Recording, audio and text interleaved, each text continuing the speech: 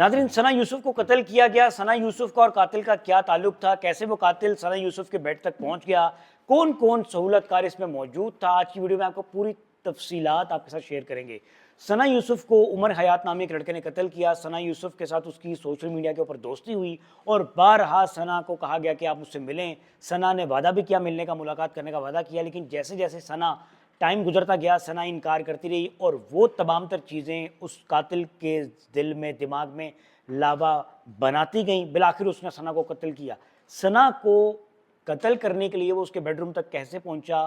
ثنا کے ساتھ اس کا مسلسل رابطہ تھا. ایک بار پہلے بھی وہ اسلام آباد پہنچا. فارچونر گاڑی رینٹ پہ لے کر وہ ثنا سے ملنے کے لیے اسلام آباد پہنچتا ہے فیصل آباد سے، لیکن ثنا اس سے ملنے سے انکار کر دیتی ہے.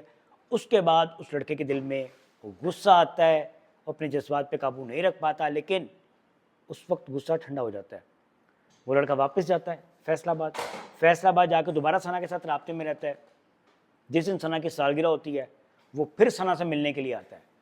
اس وقت یہ ہوتا ہے کہ ثنا اس کو کہتی ہے، ثنا اس کا فون نہیں پک کرتی. وہ بار بار فون کرتا ثنا کو، ثنا اس کا فون پک نہیں کرتی کیونکہ ثنا سو رہی ہوتی ہے.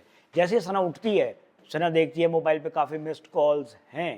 ثنا کال بیک کرتی ہے. وہ لڑکا کہتا ہے میں آپ سے ملنے آ رہا ہوں. ثنا اس کو منع کرتی ہے، لیکن وہ بالآخر اس کے گھر تک پہنچ جاتا ہے. یہاں ایک سوال ہے، پہلی بار جب وہ اسلام آباد آ رہا تھا تو اس کو ثنا کے گھر کا کیسے معلوم تھا؟ کیسے ثنا کے گھر کا علم ہوا؟ کیسے ایڈریس کا پتہ لگا؟ اور خاص طور پر ثنا کیونکہ رینٹ پہ رہتی تھی تو کیسے علم ہوا کہ ثنا اوپر والے پورشن میں رہ رہی ہے یا نیچے والے پورشن میں رہ رہی ہے؟ کیسے معلوم ہوا کہ ثنا کا پورشن اوپر ہے؟ اور یہ کیسے معلوم ہوا کہ یہ ثنا کا کمرہ ہے؟ یہ تمام تفصیلات جو تھیں، ڈیٹیلز جو تھیں، ثنا نے خود پرووائڈ کی تھیں اس قاتل کو.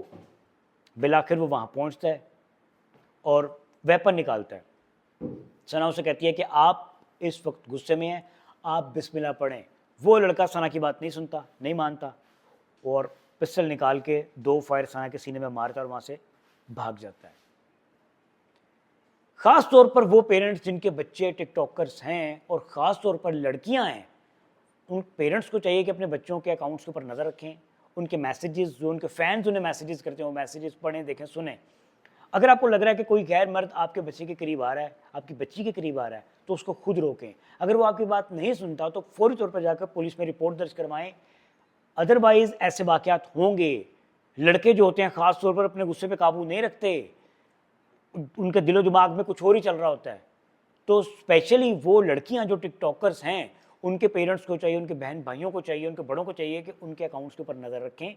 اگر انہیں کو لگ رہا ہے کہ ان کا کوئی فین انہیں تنگ کر رہا ہے تو فوری طور پر پولیس میں جا کے اس کے خلاف رپورٹ درج کروائیں. اگر یہی معاملہ ثنا نے متعلقہ پولیس میں جا کے رپورٹ درج کروائی ہوتی، پولیس کو آگاہ کیا ہوتا، تو شاید آج ثنا اس دنیا میں موجود ہوتی. ثنا پردے ڈالتی گئی، روکتی گئی اس قاتل کو، لیکن وہ قاتل نہیں رکا. اس کے بعد معاملات آپ کے سب کے سامنے.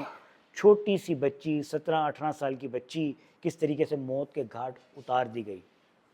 یہ واقعہ کسی اور کے ساتھ بھی ہو سکتا ہے. اس سے پہلے کہ یہ واقعہ آپ کے ساتھ ہو، تھوڑا سا ایکٹیو رہیں. وہ دستک محسوس کریں. وہ دستک کون سی دستک؟ جو بار بار عمر حیات کی جانب سے ثنا کو دی جا رہی تھی. اس دستک کو محسوس کرنا بہت ضروری ہے. اپنا بہت سا خیال رکھیے گا. اللہ حافظ.